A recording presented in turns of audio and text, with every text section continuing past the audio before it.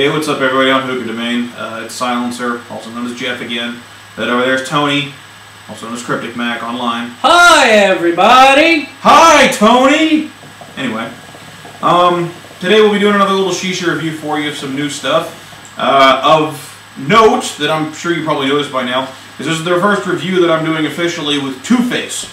My new Maya QT that I picked up from the guys over at Hookah-Shisha.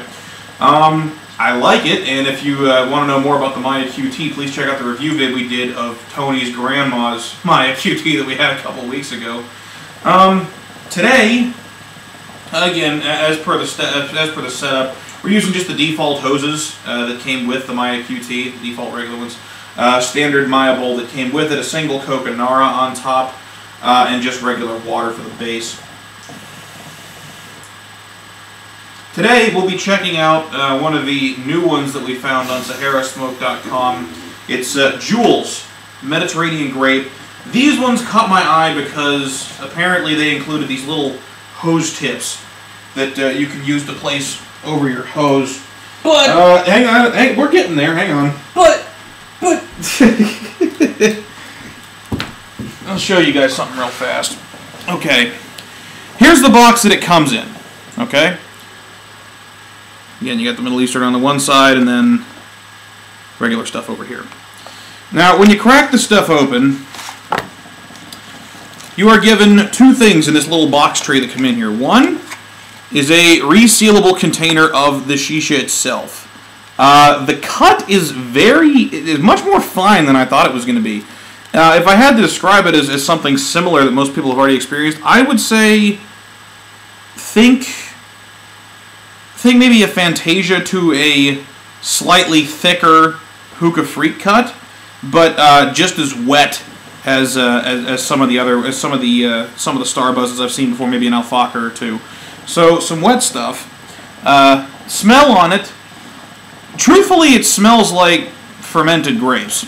It smells like wine that didn't quite get all the way there to being made. So I was a little concerned at first, but we were supposed to be saved by these little things, these flavored mouth tips that come along with the bag, and I actually took one of them out. Tony's over there with one himself. They look just like this, standard little hose tips, and you think, okay, you know, you pull on it for a second, and oh, it tastes like grape. Okay, here's the problem. This is the hose hooked up to the hookah. The hose tip doesn't fit. It's too narrow for it. Okay. How about my default hoses that I picked up from Mr. Wonderful? Oh look, it doesn't fit on that one either because it's too friggin' small.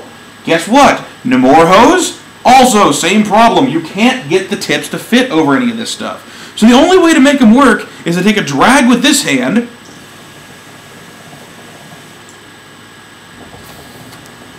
and hurry up and take a rip out of this tip that you're supposed to have laying around. Because you can't fit it over top of any of the hoses. I have like 4 kinds of hoses. I've tried all of them. The tip doesn't fit over a single one.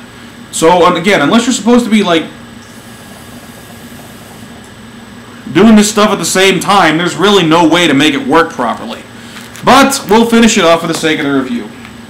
and yeah, if by chance the people that make Jewel watch this video, you should have made the mouth tips. Please make the tips bigger, for the love of God. There's nothing more frustrating than getting hyped up on the gimmick of this stuff without actually being able to use it on your hose. Well, make the tips bigger, or make them like the damn little filters that come with a hookah that slide into the exactly. hose. That would be another way to do it. Take the filters that come with a lot of default hookahs and just slide right in there. Perfect. Mm-hmm. But in all fairness, let's be fair to the guys over there. Yeah. The taste on the Shisha, again, with the smell being like fermented grapes, I was worried.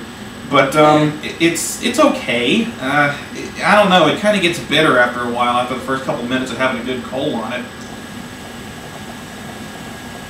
Yeah, that's one thing. You have to have a good coal, because if you're using... And the truth is, maybe it's the way that the molasses are on this stuff, Tony, but we just...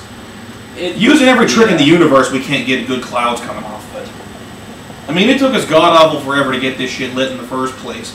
Let alone actually, you know, to get any decent flavor out of it, and it's just not producing what I was anticipating. I mean, small clouds, you know, just not a very great flavor to it. And yeah, it tastes fantastic when you're pulling through one of these hose tips, because this tastes like a little piece of Bubblicious super great gum or something. But again, there's no practical way to use it. So you're stuck with either average to below average tasting shisha that's difficult as hell to burn and doesn't produce clouds, and a hose tip that doesn't actually fit on the hoses. So I thought it was a unique idea. I think there's room to improve upon the idea, but as far as the rating is concerned, no way. 4 out of 10, and 4 is being generous for them having a new concept. Barring that, there is nothing about this product that is all that phenomenal to me. No. When they find a way to fix this hose tip crap, I'll give it another evaluation, but they better improve the flavor of the shisha too. So, again, you know, no disrespect to the guys at Jules. You did a nice job. It's a great idea, but you really got to hone it some more before you release it to the market. Tony, what do you think? They don't want to know what I think. Tony is very critical of the new Jules stuff, let me tell you. But, again, 4 out of 10, nothing really all that fantastic about it. If it's free, grab it. If not, don't worry about it. Yeah, I was going to say, this isn't something that you should drop what you're doing until they come out with like a second or third generation batch of stuff. But anyway, I'm Silencer. That over there is Tony. We'll catch you guys in a little bit. Stay tuned for some more videos. We got some blueberry pancakes coming up later. Take it easy. Bye-bye.